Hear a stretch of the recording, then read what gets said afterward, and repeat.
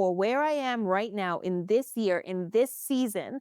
Are all of these goals still necessary, or can I put some on the shelf for a later date where I start running harder towards my top 3 goals? What's going on, guys? It's your girl, Eboni Elle, and I'd like to welcome you to another episode of the Legacy Lounge. Today, you are joined by none other than myself for another interactive episode. By now, there have been so many gems that you have gotten. If you're new here, hey, nice to have you. Be sure to tune in to all of the other episodes that we've had for the season. I'm excited to be here with you specifically because we are on the cusp of spring. And man, the winter was long. The winter was long. I don't know what happened here in Canada, but it was disgusting. So now that we're here in spring and we're finally releasing the hoarding of the cold, and that's hoarding in finances, habits, staying inside, shoveling, all that stuff, we are trying to do a cleanup that goes beyond the outside and inside to our finances and our mindset. Many of us, if for 2026, have set huge goals. You probably were like, I'm going to be going to the gym 3 days a week. And so far, you've only gone 3 days a week for 1 week. It's okay. I feel you. I know. That's the majority of us, right? We set these big goals. We go into the year ambitious, and typically you're met with reality, time challenges, burnout, you name it. And so this is the perfect opportunity to basically celebrate spring by reining in a new year. If you know me, you know that I love the 12-week year. And the 12-week year means that every 3 months we're celebrating a new year. It is a new ability for you to start to set new goals. And so as we get into spring cleaning, as a true honorable Jamaican myself, you blast the music, you write down your goals, you wake up early, right? And now we're going to clean up our finances. So for those of you who had set goals for either debt management or investing, you're going to lock into this session because we have a really, really quick spring reset guide for you. So step 1, we're going to call this the sweeping. Actually, we're going to call this decluttering because in a true Caribbean household, that's what we're going to do first. The music is on from 8 a.m. and we're picking up all the clutter, okay? Decluttering means looking back into your expenses. Why is this important? Yes, it is the beginning of the year, kind of, right? It's still new. However, we have a lot of expenses that we carried into the new year that we're not quite aware of. Some of these things can include subscriptions. You know that thing that you were like, I'm going to unsubscribe from it? You didn't. You've been paying for it all these months. And so you need to look at that. What are the subscriptions that you're currently paying for that you're not using? If you're an entrepreneur, one of the biggest wake-up calls for me this spring was the fact that I've been paying for so many tools that do the same thing, and they're like layered. Like you use Canva, you're using Premiere Pro, you're using Lightroom, you're using FaceApp, you're using all these things, and they kind of do the same thing, and they all cost money. So I am really, really big, especially for entrepreneurs in this season, to look at how can you systemize so that you're not spending money in many different areas. For somebody who's not an entrepreneur, maybe a professional, it's the same with the tools and the apps that you carry. The other thing that you're going to look at is what have I been doing in my finances these past few months? This is important because a lot of us set budgets and we're saying that we're spending $200 a month on groceries. However, you recently started shopping at Fortino's, Whole Foods, Sears, and you're forgetting the fact that you're not spending $250. You're actually spending about $350 for the month. You'll have no idea about this until you look back into your finances. This is the perfect time for you to look at your expenses and identify if anything has changed, whether it's unexpected or if it's kind of always been like that and you now need to readjust.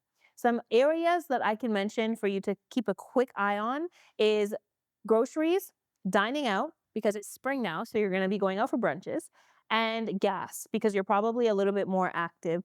These are going to be some of the top areas that you'll see increases in your finances. The other thing that we need to declutter a little bit is some of our goals. And this sounds weird because I don't want to say that your goals are clutter, but they are competing.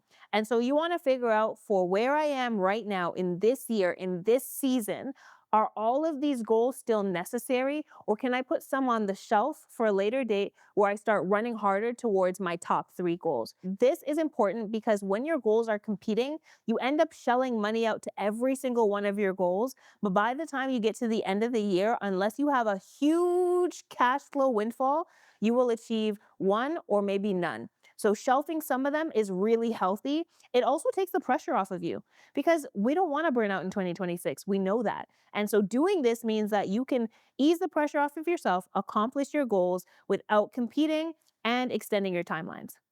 The next thing we're going to do is, in true Jamaican fashion, we're going to start sweeping the house. All right.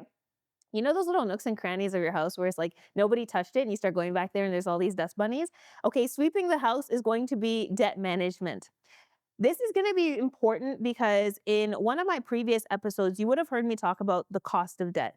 And debt is really expensive to have. It's more than just tapping Starbucks on your phone. It's more than going to the grocery store and accidentally using your PC card. It is the fact that every time you tap it, if you do not pay it off right away, which, let's be honest, most of us are not doing that, then it collects interest, which means that whatever you tapped for, a trip to the movies, a date for 2, which should have been $30 because you've left it on there, now it's 80. This is important because you now need to start looking at what are the things that I should start paying off. Should I be looking at the things that have the highest interest, which means they're costing me more, it's harder to pay them down, and to be quite frank, it's going to take a longer period of time? Or do you need a quick win? A quick win is like when my granny says, please clean up the house, and I specifically sweep the kitchen area where I can see the crumbs, so it's visibly clean.